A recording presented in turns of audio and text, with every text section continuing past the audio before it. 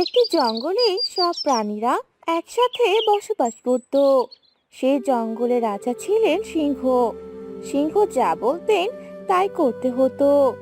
রাজার কথার বাহিরে কেউ কখনো কথা বলতে পারতো না। রাজা ছিলেন ভীষণ রাগী। একদিন সকালবেলা, হ্যাঁ মহারাজ, বলুন কি করতে হবে আমাকে? আমার যে খাওয়ার সময় হয়ে গেছে সেটা কি তোরা জানিস না নাকি? হ্যাঁ, আমার জন্য কিছু খাবার নিয়ে আয়, খিদে পেয়েছে আমার। আর বেশি দেরি হলে আমি তোদের কাউকে ছাড়বো না। হ্যাঁ হ্যাঁ মহারাজ, আপনি কোনো চিন্তা করবেন না, আপনার জন্য খাবার নিয়ে আসছি, কিছুক্ষণ সময় দিন। হ্যাঁ হ্যাঁ, তাড়াতাড়ি নিয়ে আয়, দেরি কিন্তু আমার একদম সহ্য হয় না, বুঝতে পারলি? এ কথা শুনে বানরটি সেখান থেকে চলে আসে।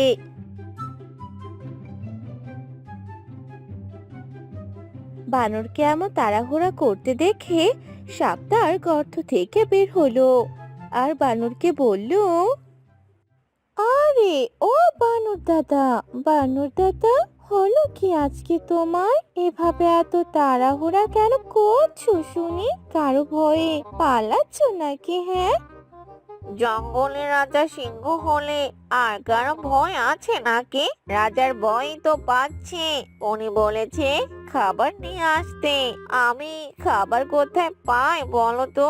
দেখছি কোথাও খাবার পাওয়া যায় কিনা। তার তো আবার তাজা তাজা মাংস চাই। হ্যাঁ হ্যাঁ, সেই ভালো, তাড়াতাড়ি যাও, তা না হলে আজ আর তোমার রক্ষে থাকবে না।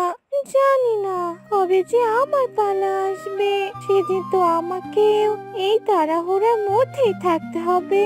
যদি আজ আমি মহারাজ হতাম, কতই না মজা হতো। তুমি বরং তাই করো, বুঝলে?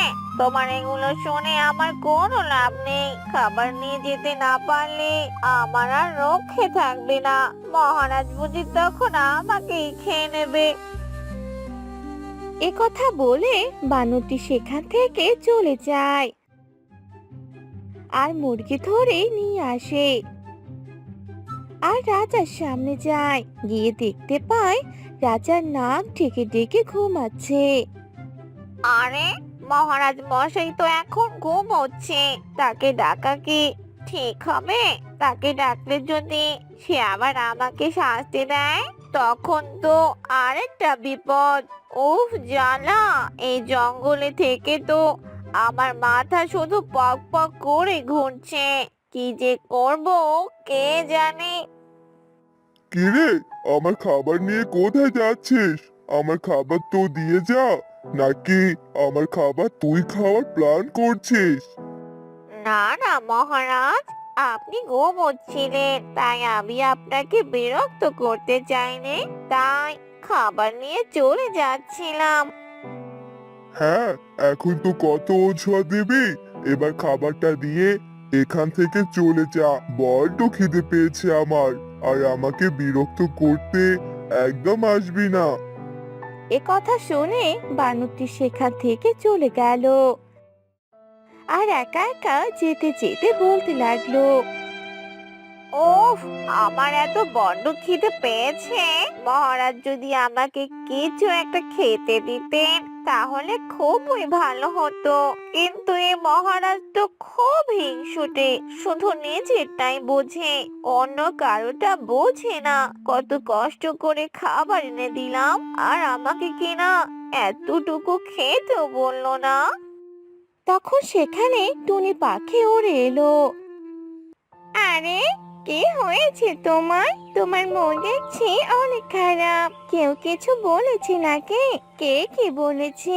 তুমি শুধু আমাকে বলো তো, দেখো আমি তাকে কি করি। হ্যাঁ, তুমি ছোট্ট পাখি, তুমি যে আমার কি উপকার করবে তা আমার খুব ভালো করে জানা আছে। এখন আমাকে বিরক্ত করো না, এখান থেকে চলে যাও টুনি, আমাকে একা থাকতে দাও। বিরক্ত করো না, ভালো লাগছে না।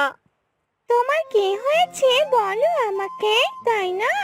আগে বলেই তো দেখো। তাহলে এক কাজ করো টুনি, তুমি বরং মহারাজের কাছে যাও আর গিয়ে তাকে কিছু কথা শুনিয়ে চলে এসো, তাহলে আমার শান্তি লাগবে। দেখি তুমি এটা কিভাবে করতে পারো। আরে আরে বন্ধু, তুমি এসব কি বলছো? না না বন্ধু, তুমি অন্য যা কিছু করতে বলো, আমি সব করতে পারবো। কিন্তু মহারাজার কাছে গিয়ে তাকে কথা শোনাতে পারবো না।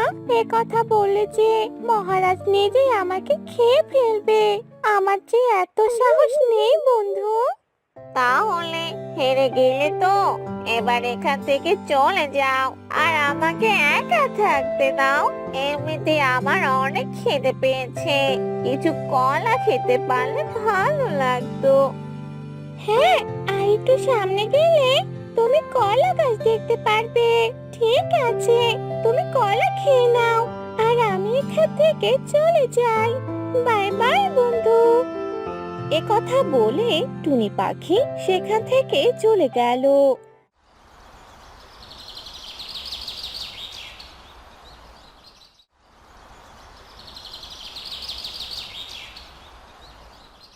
পরদিন সকালে সবাই মহারাজের সামনে উপস্থিত হলো, আর মহারাজ সবাইকে বলতে লাগলো, আমি এতদিন তোমাদের অনেক বিরক্ত করেছি, অনেক কষ্ট দিয়েছি।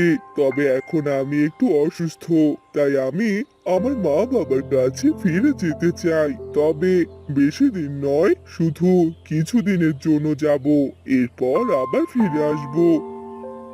এ কথা শুনে সেই জঙ্গলের সবাই অনেক খুশি ছিল। তখন সিংহ মহারাজ বলল, তবে আমি তোমাদের মাঝে কোনো একজনকে মহারাজ বানাতে চাই, যে হবে এই জঙ্গলের রাজা আর জঙ্গলে দেখাশোনা করবে, যেমনটা আমি করেছিলাম। আমি রাজা হব। না না, রাজা আমি হব। আমি রাজা আমি হওয়ার যোগ্য। আর আজ আপনি আমাকে রাজা করবেন, তাহলে এই জঙ্গল সুরক্ষিত থাকবে। আমার বুদ্ধি দিয়ে জঙ্গলকে সুরক্ষিত রাখার চেষ্টা করব। আমি তাকে রাজা করব যে এই জঙ্গলকে সুরক্ষিত রাখবে, আর যে এই রাজা হওয়ার যোগ্য, যে প্রতিটা প্রাণীর খোঁজ খবর নিতে পারবে। নিজে যে আমাদের কত খোঁজ খবর রেখেছে সেটা আমরা ভালো করে জানি। আমাদের দিয়ে কাজ করে নিয়েছে, আর এখন বলছে খোঁজ খবর নিতে পারবে। আমি তোমাদের কিভাবে খোঁজ খবর নিয়েছি সেটা তোমরা কখনোই জানো না। কিন্তু এখন আমি অনেক অসুস্থ, আমার মা বাবার কাছে যাওয়া উচিত। তবে তাদের কাছে যাওয়ার আগে আমি তোমাদের একজনকে রাজা করে যেতে চাই। কিন্তু এভাবে কে রাজা হবে? কারণ আমরা সবাই রাজা হতে চাই। আমরা তো একজন আরেকজনের প্রতি প্রতিদ্বন্দ্বিতা করছি, তাহলে রাজাটা হবে কে? তোমরা সবাই রাজা হবার লড়াই করছো, তবে এই লড়াই না করে তোমাদের মন মতো যে কোনো একজনকে রাজা বানিয়ে দিতে পারো। আর তা যদি না করো, তাহলে আমি রাজা হবার লড়াইয়ের জন্য প্রতিযোগিতা করতে পারি। যে জিতবে সেই হবে রাজা। প্রতিযোগিতা? এ কেমন প্রতিযোগিতা? আমরা কি করে প্রতিযোগিতায় অংশগ্রহণ করব? না না, এসব প্রতিযোগিতার কোনো দরকার নেই। আমি রাজা হতে চাই না, আর প্রতিযোগিতায় অংশগ্রহণ করতে চাই না। তাহলে তোমাকে অংশগ্রহণ করতেই হবে না হাতি দাদা। তোমার রাজা হওয়ার কোনো দরকার নেই। রাজা তো আমি হতে চাই। তোমরা কেন আমাকে রাজা বানাচ্ছ না? আমাকে রাজা বানালেই তো হয়। তাদের মাঝে রাজা হবার লড়াইয়ের ঝগড়া লেগে যায়। সবাই বলতে থাকে, আমি রাজা হব, আমি রাজা হব। কিন্তু সেই সময় হাতি কোনো প্রকার কথা বলে না, কারণ হাতি বলেছে একজন রাজা হলে চলবে। তাই জন্য সে চুপ হয়ে থাকে। অন্যদিকে সেখানকার সবার কথা কাটাকাটি দেখে সিংহ মহারাজ বলে, তোমরা সবাই এবার চুপ করো। তোমরা একজন অন্যজনের প্রতিদ্বন্দ্বিতা করলে কেউ কখনো রাজা হতে পারবে না। রাজা তো তাকেই হতে হবে যে সবার থেকে ভালো। আমি এই জঙ্গলের রাজা কে হবে সেটা ঠিক করে ফেলেছি। রাজা, কে হবে সেই রাজা? মহারাজ নিশ্চয় আপনি আমার কথা বলবেন। আমি এখান থেকে চলে যাব। আমি রাজা তাকে বানাবো যাকে আমার পছন্দ হয়েছে, আর সেই হলো হাতি। আমি হাতিকে এই জঙ্গলের রাজা বানাতে চাই। কারণ তোমরা দেখেছো, তোমাদের সবাই যখন রাজা হবার লড়াই করছিলে, তখন হাতি চুপ করে বসেছিল, কারণ সে কোনো প্রতিদ্বন্দ্বিতা চায়নি। আমি হাতিকে জঙ্গলের রাজা করতে চাই। আর আমি যতক্ষণ না এই জঙ্গলে আসছি, ততক্ষণ হাতি তোমাদের দেখাশোনা করবে। এইসব আপনি কি বলছেন মহারাজ? এতজন থাকতে আপনি হাতিকে কেন রাজা করলেন? রাজা তো আমি হতাম, তাই না? হাতি হলো তোমাদের সবার থেকে বড়। হাতি বুদ্ধিমান, আর হাতি কোনো লড়াই পক্ষে ছিল না। আমি এবার চলে গেলাম। আমি সুস্থ না হওয়া পর্যন্ত আর এখানে আসা না পর্যন্ত তোমরা সবাই হাতির কথা মতো চলবে, আর সবাই ভালো থাকবে। এ কথা বলে সিংহ মহারাজ সেখান থেকে চলে গেল।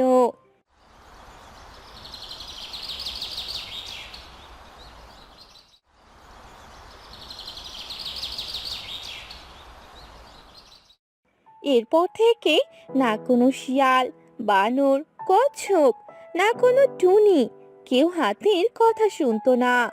জঙ্গলের কোনো প্রাণী অসুস্থ হলে হাতি তার খেয়াল রাখতেন, ঔষধ নিয়ে এসে দিতেন।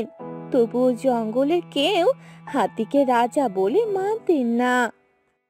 এই জঙ্গলে তো কেউ আমাকে রাজা হিসাবে মানছে না, কিন্তু আমি তো রাজা হতে চাইনি। আর আমি এখন নিজেকে রাজা মনে করি না। আমি তো সবার ভালো করতে চাই, সবাই যেন ভালোভাবে দিন কাটাতে পারে। আমি সেই চেষ্টাই করতে চাই। তবুও কেউ হাতি রাজার কথা শুনছিল না, কিন্তু হাতি এতে কিছু মনে করেনি। হাতি সবসময় সবার ভালো করার চেষ্টা করেছে।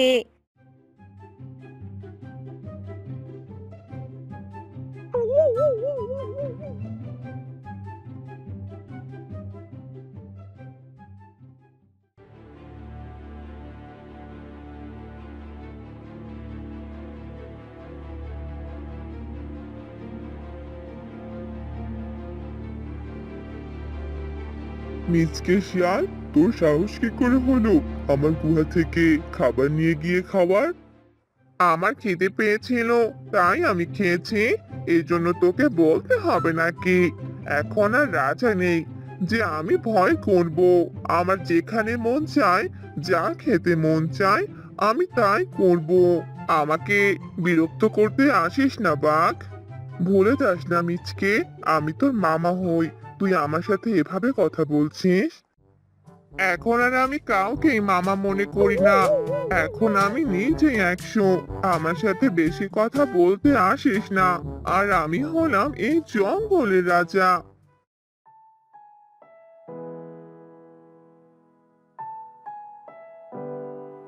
আরে, কে হয়েছে? তোমরা এভাবে ঝগড়া কেন করছো? পরিবেশটা নষ্ট করছো। শিয়াল, তুমি তোমার গুহায় চলে যাও। আর বাঘ, তুমিও চলে যাও। আমি কারো কথা শুনতে চাই না হাতি। পারবো না। আমাকে আমার মতো থাকতে দাও। আর আমি নিজেকে রাজা মনে করি। কারো কথা শোনার মতো সময় আমার কাছে নেই। এই তোমরা সবাই চলে যাও এখান থেকে। আমাকে রাজা মনে করার কোনো দরকার নেই শিয়াল। আমি রাজা হতে চাই না, কিন্তু আমি তোমাদের জঙ্গলের সবার থেকে বড়। এতটুকু তো সম্মান করতেই পারো আমাকে, তাই না? ভেবেছিলাম আমি জঙ্গলে রাজা হব, আর মহারাজ কিনা তোমাকে রাজা করে দিয়ে চলে গেলেন। আমি তোমার সাথে কথা বলতে চাই না। এই সবাই এখান থেকে চলো, চলো সবাই। এরপর তারা সবাই সেখান থেকে চলে গেল। সবার কথা শুনে হাতির ভীষণ মন খারাপ হলো। এরপর হাতি কারো সাথে কোনো প্রকার কথা বলল না। সবাই যে যার মতো করে চলতে লাগলো। কিন্তু এরপর থেকে সে জঙ্গলের একজন অন্যজনের প্রতি ঝগড়া বিবাদ লেগে থাকতো।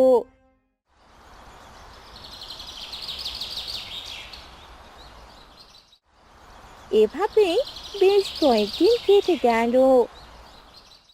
একদিন জঙ্গলে একজন শিকারী এলো শিকার করার জন্য। মনে তো হচ্ছে এবারে জঙ্গলে ভালো শিকার পাবো। একটু ভিতরে গিয়ে দেখে আসি।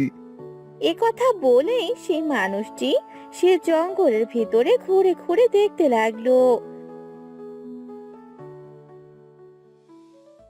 আর একটা হরিণকে দেখতে পেল, আর তাকে তীর ছুঁড়ে মারলো। হরিণের পেটে লাগলো।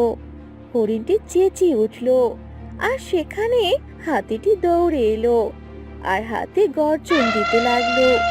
আর সেখান থেকে সে মানুষটি ভয় পেয়ে পালিয়ে গেল। হাতি, আমার অনেক খারাপ লাগছে। আমার শরীর থেকে তো রক্ত বের হচ্ছে। আমাকে বাঁচাও হাতি, বাঁচাও। ও হরিণী, তোমার কোনো ক্ষতি হবে না। তুমি সুস্থ হয়ে যাবে। আমি তোমাকে সুস্থ বানিয়ে দেব হরিণী। তোমাকে আমার গুহায় নিয়ে যাচ্ছি। আর তোমার ক্ষত স্থানে আমি ওষুধ লাগিয়ে দিচ্ছি। তুমি কোনো চিন্তা করো না। এরপর হাতি হরিণীকে তার গুহায় নিয়ে যায়।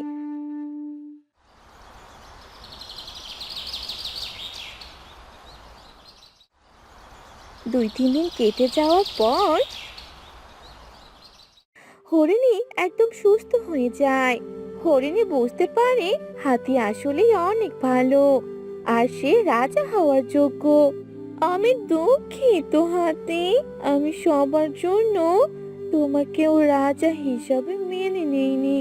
বুঝতে পারছি যে তুমি আসলেই রাজা হওয়ার যোগ্য। এই জঙ্গলে কেউ আমাকে বাঁচাতে আসেনি, অথচ তুমি আমাকে বাঁচিয়ে তুললে। আস্তে আস্তে সে জঙ্গলের সবাই বুঝতে পারে এরকম আচরণ করা তাদের একদম উচিত হয়নি। একজন রাজা থাকা অবশ্যই উচিত, তা না হলে জঙ্গলের সবাই ভালোভাবে থাকতে পারবে না।